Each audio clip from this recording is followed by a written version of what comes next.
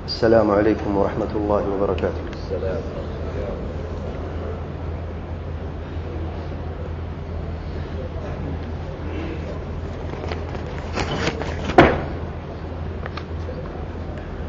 بسم الله والحمد لله والصلاة والسلام على رسول الله صلى الله عليه وعلى آله وصحبه ومن والاه. أما بعد. تشهد باري تعالى أعوذ بالله من الشيطان الرجيم. سارعوا إلى مغفرة من ربكم وجنة عرضها السماء والأرض أعدت للمتقين. آج کے خطبے کا موضوع ہے ابواب الخیر، خیر کے دروازے، عمل صالح کے مختلف طریقے.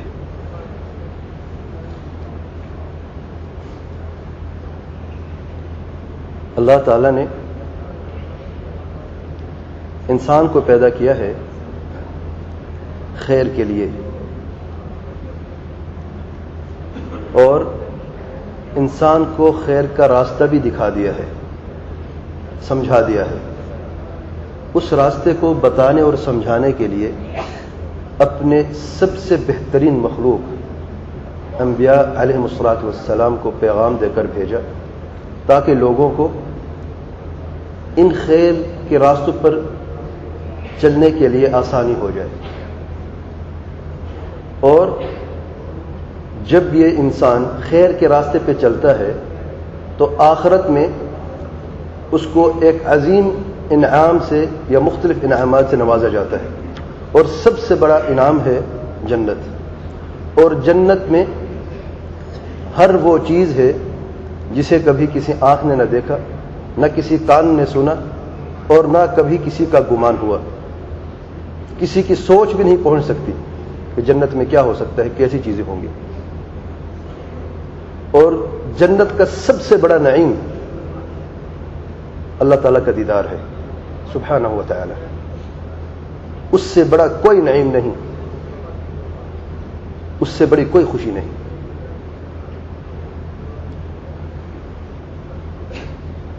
فرائض تو ہم سب جانتے ہیں کہ فرض نمازیں 5 ہیں. زکوٰۃ فرض ہے اس شخص پر جو زکوٰۃ دینے کے قادر ہے اور لائق ہے. روزہ سال میں 1 مہینہ فرض ہے، رمضان میں. حج پوری زندگی میں 1 مرتبہ فرض ہے. اور محرمات سب جانتے ہیں کہ سود حرام ہے، زنا حرام ہے، چوری حرام ہے، ڈکیتی حرام ہے، قتل حرام ہے، والدین کی نافرمانی حرام ہے، پڑوسی کو ستانا حرام ہے، قطع رحمی رشتہ توڑنا حرام ہے، غیبت کرنا حرام ہے، چغل خوری حرام ہے، آخر تک. تو جس نے ان فرائض پر عمل کیا اور ان محرمات سے اپنے آپ کو بچایا، تو پیارے پیغمبر صلی اللہ علیہ وسلم فرماتے ہیں میں ضامن ہوں کہ یہ شخص جنت میں داخل ہو جائے گا. یہ جنت میں داخل ہونے کی چابی ہے. تو یاد رکھیں، اس سے پہلے جو بنیادی بات ہے، جو مسلم ہے، وہ ہے ایمان اور توحید. اس پہ دوسرا قول ہے ہی نہیں. سب کا اتفاق ہے کہ ایمان سب سے پہلے ہے، کلمہ شہادت سب سے پہلے ہے، پھر یہ طاعات جو ہیں، جو اوامر ہیں، جو فرائض ہیں، پھر محرمات سے بچنا ہے. جنت کا ضامن ہے پیارے پیغمبر صلی اللہ علیہ وآلہ وسلم. لیکن پیارے پیغمبر صلی اللہ علیہ وسلم نے ہمیں یہ بھی فرمایا ہے کہ جنت کے مختلف درجات ہیں، برابر نہیں ہے جنت. اور جو سب سے بلند درجہ ہے جنت میں، وہ ایسا ہے جیسا کہ زمین والوں کے لیے، ہمارے لیے آسمان کے تارے چمکتے ہیں.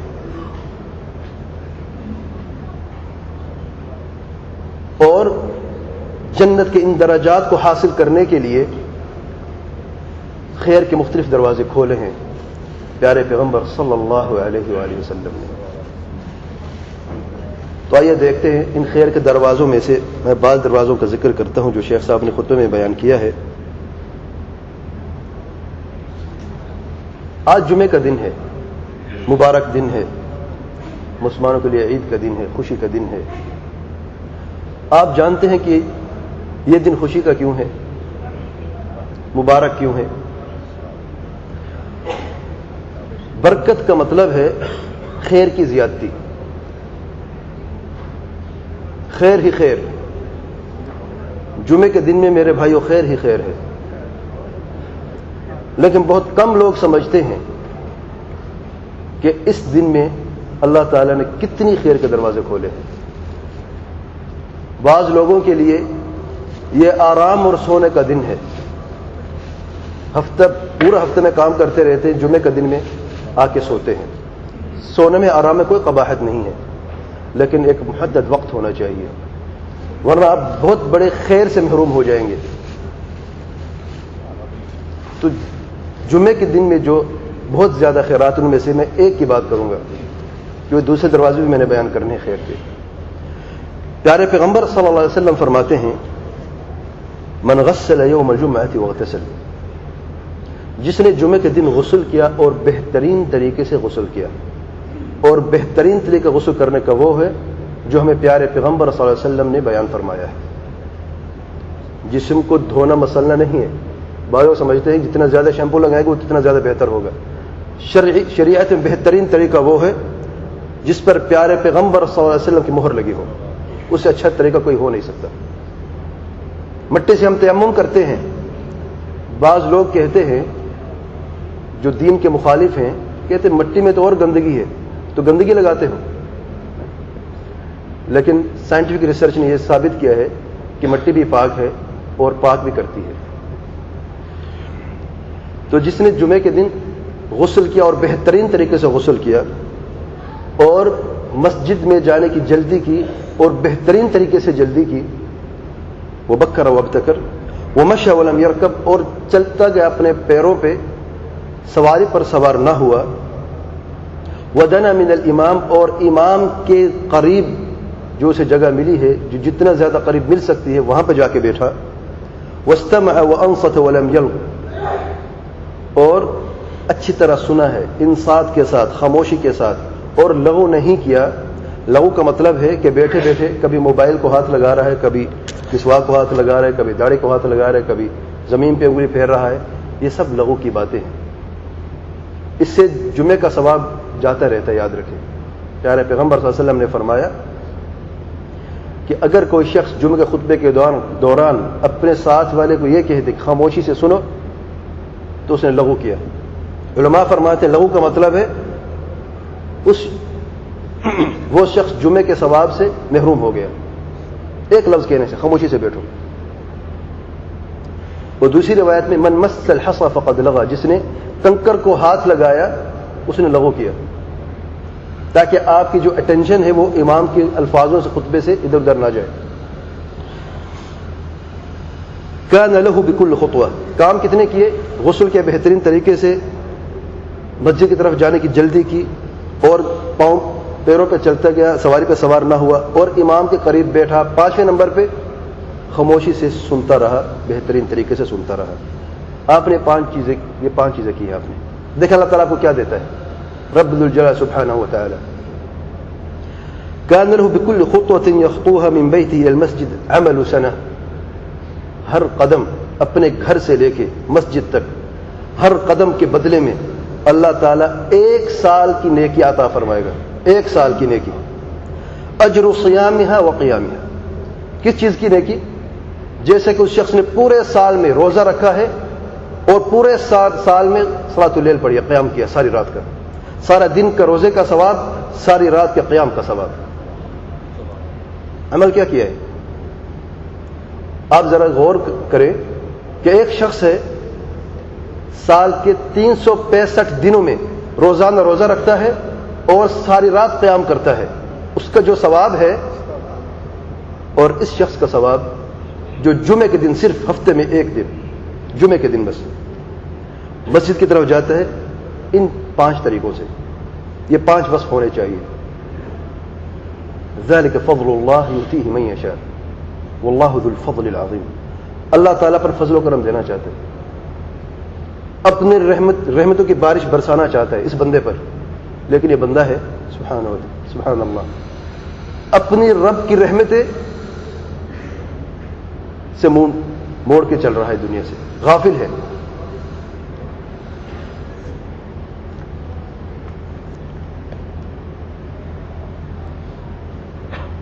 دوسرا خیر کا دروازہ قرآن مجید کی تعلیم اور تلاوت۔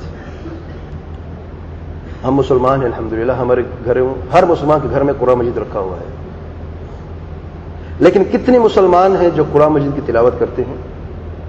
الحمدللہ بہت ہے، لیکن کتنے مسلمان ہیں جو سمجھ کے پڑھتے ہیں؟ بہت کم ہے۔ یہ قرآن مجید اللہ تعالیٰ کے کلام ہے، ایک عظیم خیر کا دروازہ ہے، جنت کی طرف جانے کا ایک آسان راستہ ہے،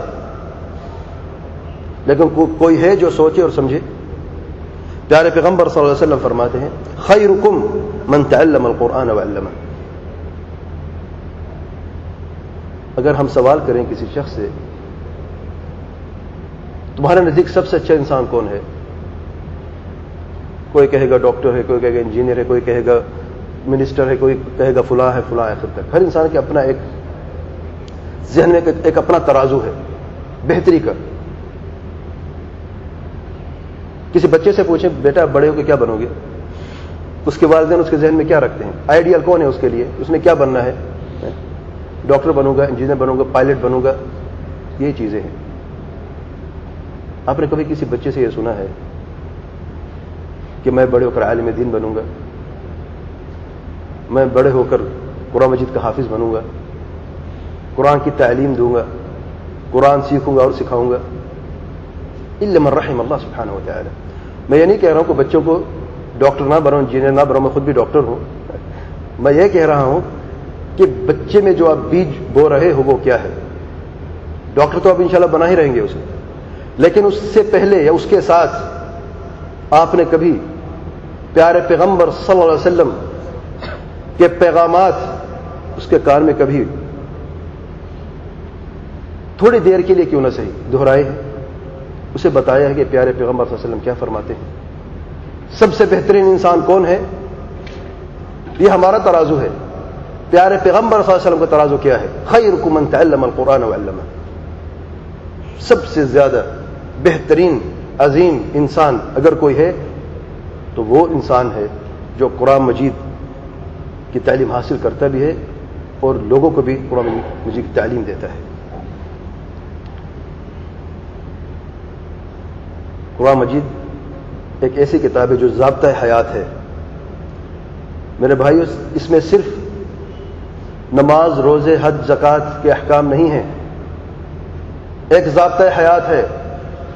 اس انسان نے زندگی کیسے گزارنی ہے، اس نے اٹھنا کیسے ہے، بیٹھنا کیسے ہے، لیٹنا کیسے ہے، بات کیسے کرنی ہے، اس کے ارد گرد ماحول میں کون رہتے ہیں، اس کے ساتھ کیا تعلق ہونا چاہیے، اس انسان کا اپنے گھر والوں کے ساتھ کیا تعلق ہونا چاہیے، بیوی بچوں کے ساتھ کیا تعلق ہونا چاہیے، پڑوسی کے ساتھ کیا تعلق ہونا چاہیے، عام مسلمانوں کے ساتھ کیا تعلق ہونا چاہیے، کافروں کے ساتھ کیا تعلق ہونا چاہیے، سب کچھ موجود ہے۔ اس کے باوجود بھی مسلمان اس دنیا میں ایک ایسا شخص سمجھا جاتا ہے جو جاہل ہے، گوار ہے، بے وقوف ہے، احمق ہے۔ وجہ کیا ہے؟ آج ذلت کی زندگی ہم کیوں گزار رہے ہیں؟ اس سے غافل ہیں۔ ہم نے خیریت کے دروازے کو سمجھا نہیں ہے، بہتری کے راستے کو اپنانا نہیں ہے۔ خیرکم من تعلم القرآن وعلمہ۔ آج ہمارے ماحول میں جس بچے کو ABC نہیں آتی کہتے یہ بچہ اچھا نہیں ہے، اس کے والدین اسے اچھی تربیت نہیں کر رہے، اور اسی بچے کو سورۃ اخلاص پڑھنا نہیں آتی۔ میرے سامنے 8 سال کے بچے آئے ہیں، سورۃ اخلاص پڑھنا نہیں آتی۔ نام کیا ہے؟ محمد ہے، خالد ہے، احمد ہے، مسلمان بچے ہیں، ہمارے بچے ہیں۔ اور اسی بچے سے پوچھو، ABC پوچھا 10-20 ورڈ بنا کے، بلکہ سینٹنس بنا کے بتائے اس بچے نے، ABC نہیں، پورے سینٹنس۔ ہم اپنے بچے کو کیا دے رہے ہیں، کہاں لے کے جا رہے ہیں؟ میرے بنیادی تعلیم یہ قرآن مجید ہے، اللہ تعالیٰ کے کلام ہے، اور اللہ کی قسم کھا کے کہہ رہا ہوں میں، جس بچے کے دل میں قرآن اور ایمان کا نور بھر گیا، اللہ کی قسم وہ کبھی ناکام نہیں ہو سکتا۔ آج ہماری امت میں بہت سارے ڈاکٹر ہیں، بہت انجینئر ہیں، بہت سارے پائلٹ ہیں، لیکن اچھے کتنی ہیں؟ اللہ تعالیٰ سے ڈرنے والے کتنی ہیں؟ بچہ بیمار ہوتا ہے، دل دھڑکتا ہے کس ڈاکٹر کے پاس لے کے جاؤں، پتہ نہیں کیا کرے گا، وجہ کیا ہے؟ وہ یاد رکھے جن کے پاس ہم جاتے ہیں یہ ہمارے مسلمان بھائی ہیں، کیوں غیر مسلم کی طرف نہیں جاتے، ہمیں ڈر لگتا ہے کہ یہ کون ہے، اپنوں سے کیوں ڈر لگتا ہے ہمیں؟ اور یہاں پر میں سب کی بات نہیں کر رہا ہوں، میں بروں کی بات کر رہا ہوں، اچھے بھی موجود ہیں الحمدللہ امت میں، اچھے بھی موجود ہیں، اگرچہ قرآن کی تعلیم حاصل نہیں کی پھر بھی اچھے موجود ہیں، لیکن میں ایک بنیادی بات کر رہا ہوں، آج ہم اس ذلت کی زندگی کیوں گزار رہے ہیں؟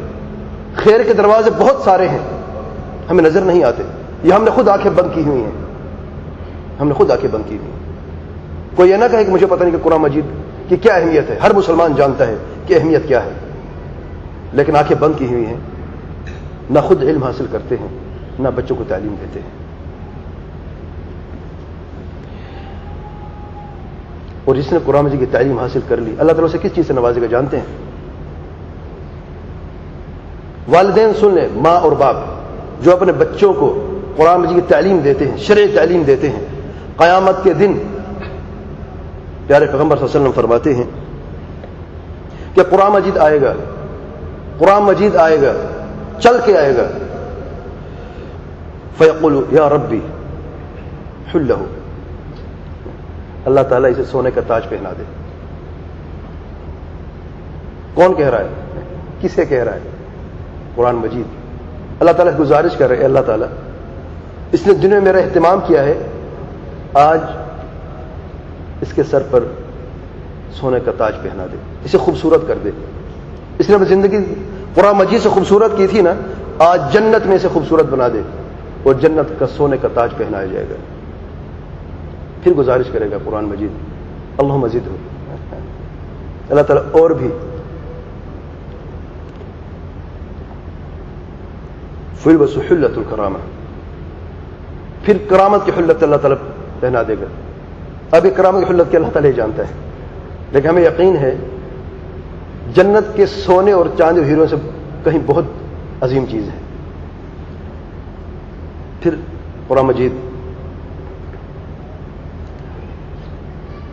بس گزارش کر انہوں مزید ہو تو نبی کریم صلی اللہ علیہ وسلم فرماتے ہیں ثم یقول یا ربی ارض عنہ، اللہ تعالیٰ اس پہ راضی ہو جائے۔ قرآن مجید گزارش کر رہا ہے اے اللہ تعالیٰ اس بندے پہ راضی ہو جائے، فیرض عنہ، اللہ تعالیٰ اس پر راضی ہو جائے گا۔ فیقول، اب اللہ تعالیٰ فرماتے ہیں اقرأ ورقہ ویزاد بکل آیۃ حسنہ، اے میرے بندے قرآن پڑھتے جاؤ اور جنت کی بلندیوں کا سفر کرتے جاؤ، ایک ایک آیت، ایک ایک درجہ، لا الہ الا اللہ۔ اور پیارے پیغمبر صلی اللہ علیہ وسلم فرماتے ہیں الف لام میم ایک حرف نہیں ہے، الف ایک حرف ہے، لام دوسرا حرف ہے، میم تیسرا حرف ہے۔ جس نے الف لام میم پڑھا اسے 30 نیکیاں ملیں گی، ایک حرف کے بدلے 10 نیکیاں، 3 کے بدلے 30۔ اور پھر بھی انسان غافل ہے، اللہ اکبر۔ خیر کے اعمال میں تیسرا باب ہے راستے سے چلتے چلتے کوئی مضر چیز کو ہٹا دینا، تکلیف دہ چیز پڑی ہے، آپ راستے سے گزر رہے ہیں، آپ نے اسے اٹھا کے ہٹا دیا، آپ کے نام عمل میں نیکیاں لکھ دی گئیں۔ رب ذوالجلال سبحانہ و تعالی آپ کی کوئی نیکی ضائع نہیں کرے گا، مثقال ذرہ کیوں نہ ہو۔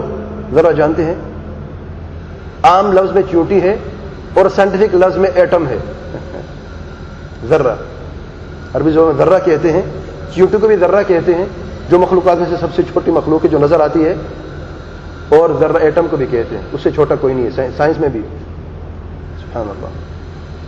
وَمَن يَعْمَلْ مِثْقَالَ ذَرَّةٍ خَيْرًا يَرَهُ، وہاں پر تو اس ذرہ کو بھی تولا جائے گا۔ آپ پریشان نہ ہو، جو آپ نے اچھے اعمال کیے ہیں ضائع نہیں جائیں گے۔ ہم انسان بے قدرے ہیں، آپ کے اچھے عمل کو، آپ کے اچھے عمل کا قدر نہیں کرتے۔ رب ذوالجلال سبحانہ و تعالی کا ترازو اور ہے، مثقال ذرہ کا بھی حساب ہوگا، برا ہے یا اچھا ہے۔ راستے سے چلتے ہوئے کوئی گندگی پڑی ہے، کانٹا پڑا ہے، کیل پڑا ہے، شیشہ پڑا ہے، آپ نے اٹھایا اسے سائڈ پہ کر دیا، بس آپ کے 5 سیکنڈ نہیں لگے، لیکن آپ کے گناہ مٹا دیے گئے، آپ کی نیکیوں میں اضافہ کر دیا گیا۔ پیارے پیغمبر صلی اللہ علیہ وسلم فرماتے ہیں میں نے ایک شخص کو جنت میں دیکھا، یتقلب فی الجنہ، جنت میں سیر کر رہا ہے، چل پھر اپنی مرضی سے۔ اس نے کام کیا تھا؟ فی شجرۃ قطعها من ظہر الطریق كانت تؤذی الناس، ایک درخت تھا راستے میں، لوگوں کو تکلیف دیتا تھا، اس نے دیکھا کہ لوگ بیچارے پریشان ہو رہے ہیں، گھر میں گیا، اس نے اس درخت کو کاٹا، بس یہ عمل کیا۔ جنت کے باغات میں گھوم رہا ہے، پھر رہا ہے۔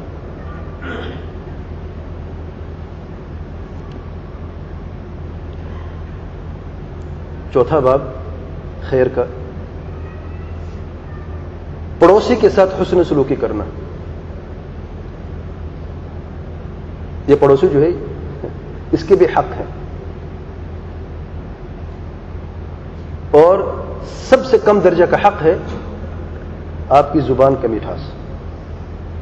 آپ کو کچھ جیب سے دینا نہیں پڑتا، آپ فکر نہ کریں، کوئی پیسہ نہیں دینا آپ نے۔ حسن اخلاق، اچھا رویہ، دیکھتے ہوئے مسکرانا، گزرتے ہوئے سلام کرنا، اس کا حال پوچھنا، مشکل ہے، مشکل کام ہے۔ ضرورت پڑی ہے تو اس کی ضرورت کو پورا کرنا، اگر آپ کی استطاعت ہے، اگر نہیں تو اللہ تعالیٰ آپ سے نہیں پوچھے گا، اگر ہے تو اس کا حق ہے۔ کافر ہو، کافر بھی کیوں نہ ہو، اس کا بھی حق ہے۔ سبحان اللہ۔ نبی رحمت صلی اللہ علیہ وسلم فرماتے ہیں واللہ، اللہ تعالیٰ کی قسم، لا یؤمن، واللہ لا یؤمن، واللہ لا یؤمن، 3 مرتبہ فرمایا، اللہ تعالیٰ کی قسم اس شخص کا ایمان نہیں، اللہ کی قسم اس شخص کا ایمان نہیں، اللہ تعالیٰ کی قسم اس شخص کا ایمان نہیں، وہ مومن نہیں ہو سکتا، وہ مومن نہیں ہو سکتا، وہ مومن نہیں ہو سکتا۔ کون؟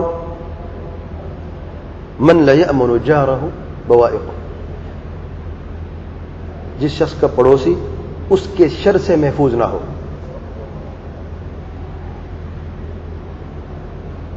اگر آپ کا پڑوسی آپ کے شر سے محفوظ نہیں تو پھر آپ اچھی طرح سمجھ لیں آپ کا ایمان اتنا کم ہے جیسا کہ ہے ہی نہیں۔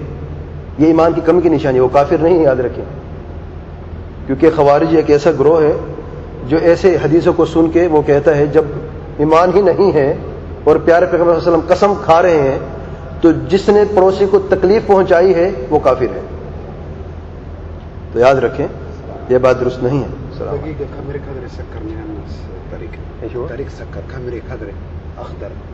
کامری اخضر،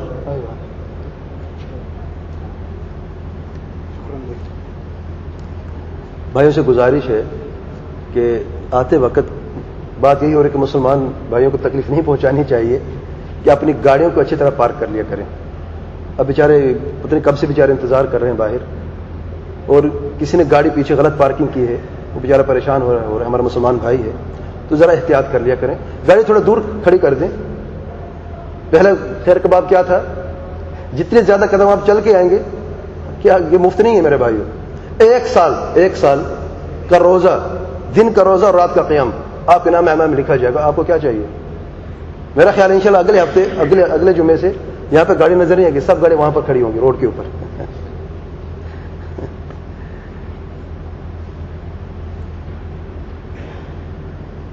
لا یؤمن جارہ بوائقہ، کہ پڑوسی اگر آپ کے شر سے محفوظ نہیں تو آپ کا ایمان اتنی کمزور ہے جیسے کہ ہے نہیں، لیکن دار اسلام سے خارج نہیں ہوا۔ جس گروہ نے یا جن لوگوں کا یہ عقیدہ ہے کہ کبیرہ گناہ کرنے والا مسلمان کافر ہو جاتا ہے، اسی حدیث کو دلیل بناتے ہوئے ان کو غلط فہمی ہوئی ہے۔ پیارے پیغمبر صلی اللہ علیہ وسلم نے ایمان کی نفی کی ہے، یعنی کامل ایمان نہیں ہے، ایمان کم بھی ہوتا ہے اور زیادہ بھی ہوتا ہے۔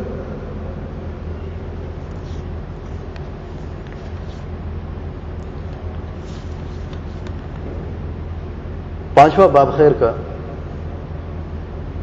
چھوٹا سا کام ہے اور شاید بچوں کے لیے مزیدار کام ہو.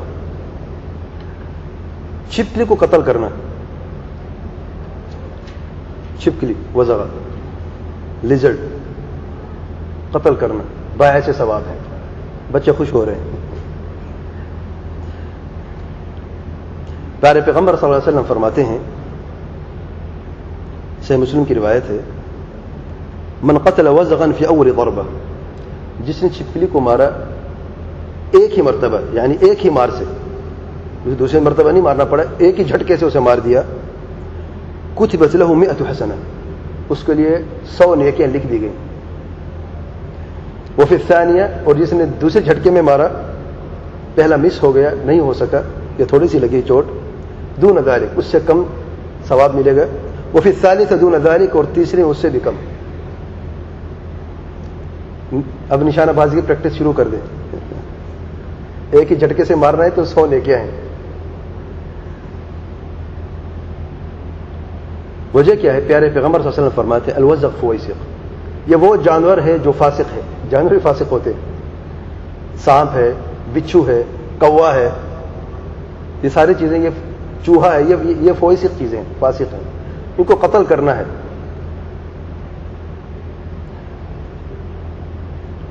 اور یہ کہا جاتا ہے کہ یہ وجہ بھی ہے اس کو قتل کرنے کی کہ جب ابراہیم علیہ السلام کو آگ میں ڈالا گیا تو سارے جانور مل کے آگ کو بجھانے کی کوشش کر رہے تھے سوائے چھپکلی کے.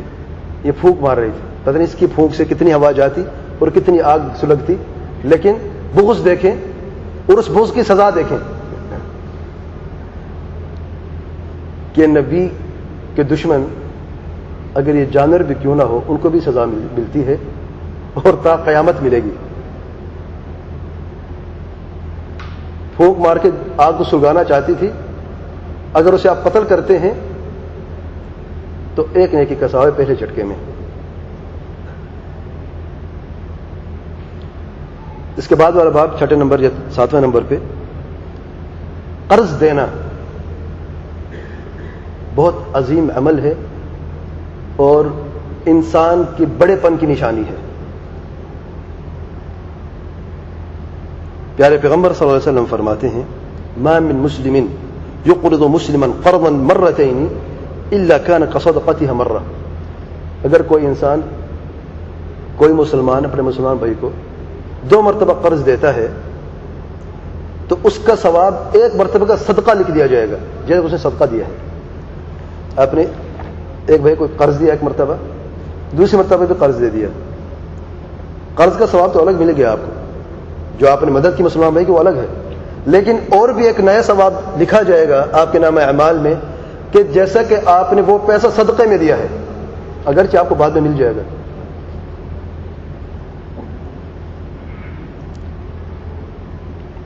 اور دوسری روایت میں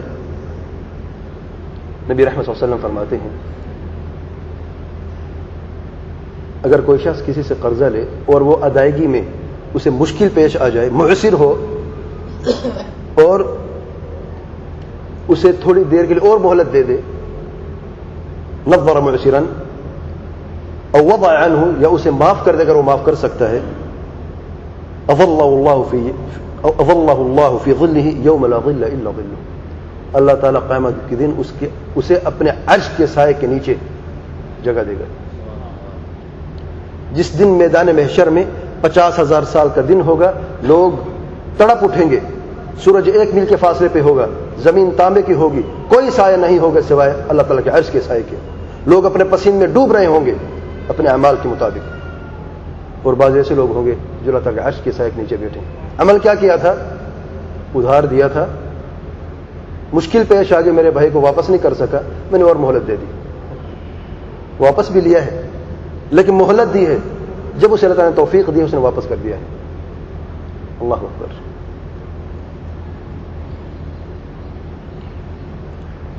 آٹھواں دروازہ خیر کا, غیبت سے روکنا. غیبت کیا ہے؟ غائب سے. غائب کون ہے؟ جو حاضر نہیں ہے.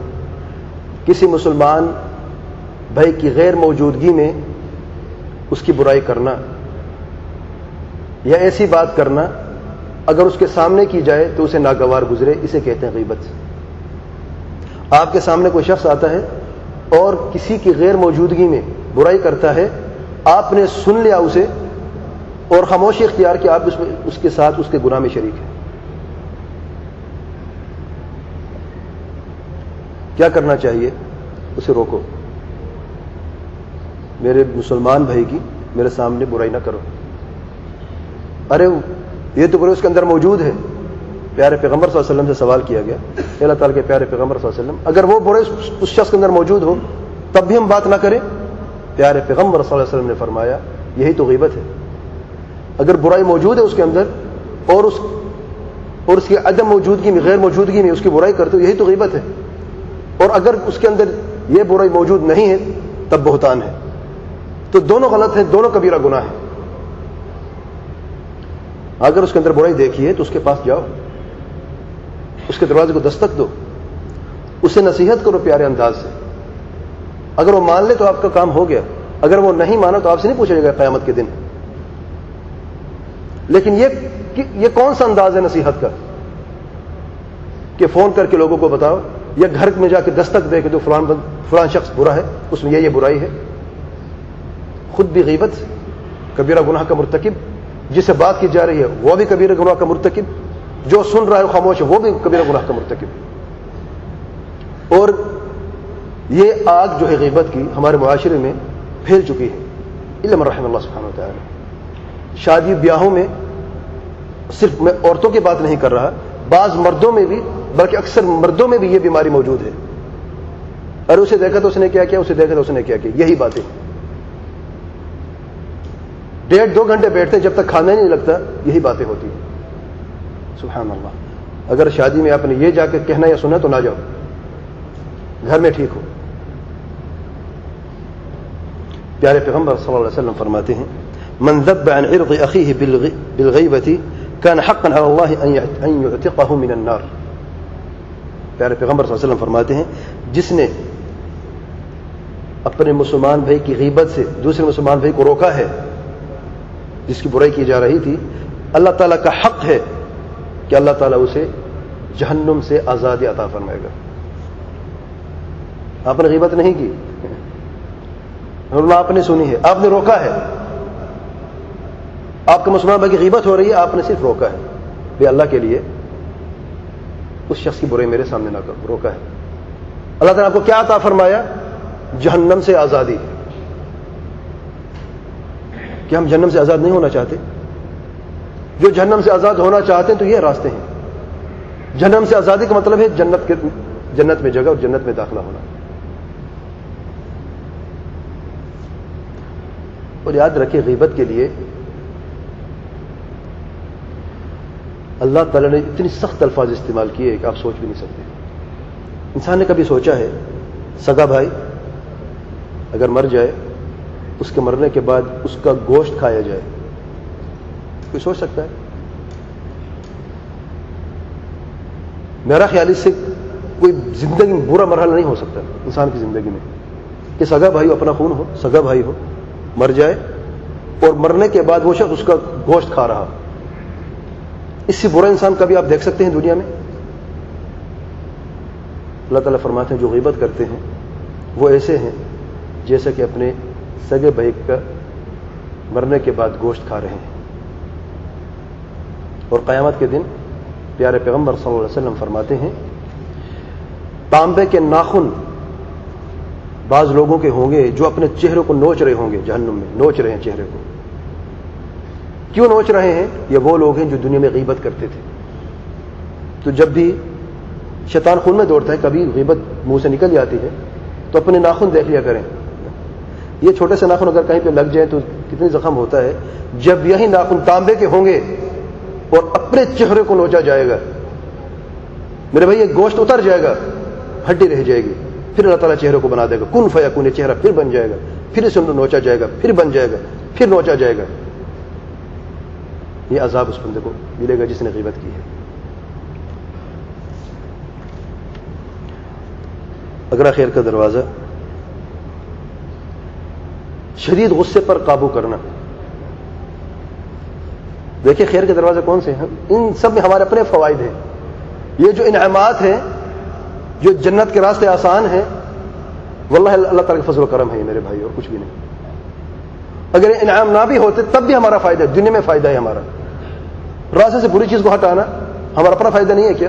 میری گاڑی بھی گزر سکتی ہے وہاں سے، لیکن اللہ تعالیٰ نے کیا دیا ہے؟ ہر ایسے نیک اعمال میں آپ کو جنت کا راستہ دکھایا ہے، اور آپ نے جنت آسان کر دی ہے. جہنم کا راستہ دکھایا اور اسے دور کر دیا ہے، مشکل کر دیا ہے. شدید غصے پر قابو پانا. گھر میں بیٹھے ہیں، بیوی سے کوئی غلطی ہوئی، شدید غصہ آیا، اپنے قابو پا لیا. بیٹے سے غلطی ہوئی، شدید غصہ آیا، قابو پا لیا. فائدہ آپ کا اپنا ہے، آپ کی بیوی ہے، آپ ہی کا بچہ ہے. پیارے پیغمبر صلی اللہ علیہ وسلم فرماتے ہیں من كظم غيظا وهو قادر على ان ينفذه دعاه الله على رؤوس الخلائق حتى يخيره من الحور العين يزوجه منها ما يشاء. جس شخص کو یا جس نے شدید غصے پر قابو پایا، اس کے بعد کہ وہ اس کو نافذ کرنے پر قادر تھا، وہ مار بھی سکتا تھا، وہ پیٹ بھی سکتا تھا، لیکن اس نے غصے پہ شدید غیظ کہتے ہیں شدید ترین غصے کو. ایک تو غضب ہوتا ہے، ایک غیظ ہوتا ہے شدید ترین غصے کو. من کظم غیظا، جس نے شدید غصے پر قابو پا لیا، اس کے بعد وہ قادر تھا کہ اس کو نافذ کر دے. دعاہ اللہ علی رؤوس الخلائق، اللہ تعالیٰ اعلان کرے قیامت کے دن، اے فلان بن فلان نام لے کے آ جاؤ. وہ شخص آئے گا، اللہ تعالیٰ اس شخص کو کہے گا یہ حوریں کھڑی ہیں، جسے شادی کرنی ہے وہ تمہاری ہے. اللہ اکبر. عمل کیا تھا؟ شدید غصہ تھا، اس پہ قابو پا لیا. اجر کیا تھا؟ صرف جنت نہیں، جنت میں حوریں ہیں اور حوروں کی زیادتی.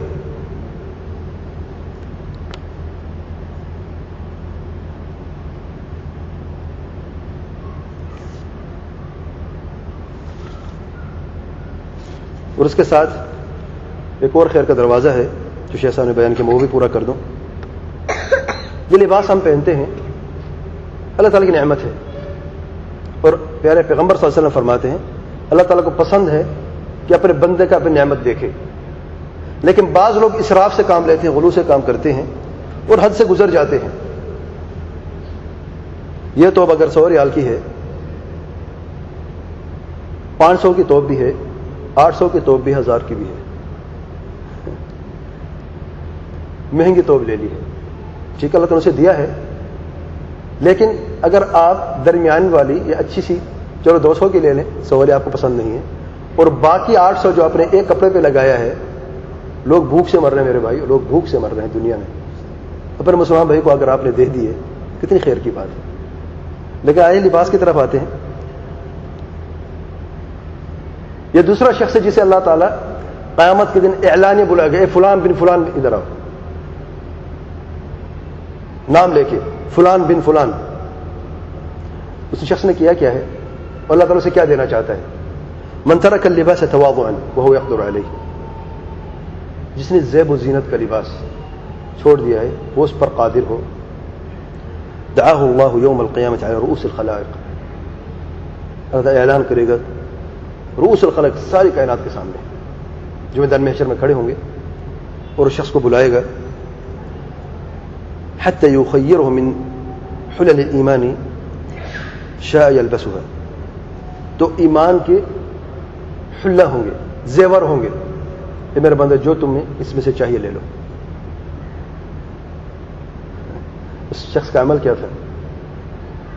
دنیا میں اس نے لباس تو پہنا ہے، اچھا پہنا ہے، لیکن زیادتی نہیں کی، اپنی زندگی میں ایک حد کے مطابق گزاری ہے.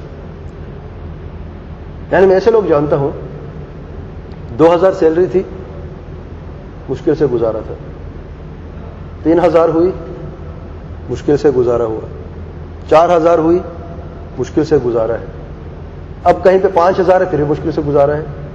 جب 2000 تھی موٹر سائیکل تھی، 3000 ہوئی نئی خریدی، 4000 ہوئی گاڑی خریدی، 5000 ایک نئی گاڑی خریدی، اور میں یہ نہیں کہہ رہا کہ نئی چیز نہیں خریدنی چاہیے. میں یہ کہہ رہا ہوں کہ انسان دیکھے یہی لوگ ہوتے کہ 25 تاریخ سے پہلے ادھار لے رہے ہوتے لوگوں سے. اگر آپ کا گزارا کم چیز سے ہو سکتا ہے اور خوشحال زندگی گزار سکتے ہو بغیر ہاتھ پھیلائے, تو پھر یہ راستہ کیوں نہیں اپناتے ہو؟ لوگوں کے سامنے ہاتھ پھیلانا میرے بھائیو عام بات نہیں ہے, اور ہاتھ پھیلاتے کسی بڑی مصیبت کے لیے نہیں, ان چیزوں کے لیے جو صرف زندگی میں ضروریات بھی نہیں, حاجیات بھی نہیں ہیں. اسے وہ متممات کہتے ہیں, زندگی کو خوبصورت کرنے کے لیے, خوبصورت بنانے کے لیے. تو میرے بھائیو اعتدال کی زندگی خوبصورت زندگی ہے, قناعت کی زندگی خوبصورت زندگی ہے. بعض عورتیں بازار جاتی ہیں اور کوشش کرتی ہیں کہ جتنی کم چیز لے سکتے ہیں وہ لے, تاکہ میرے خاوند کا پیسہ ضائع نہ ہو.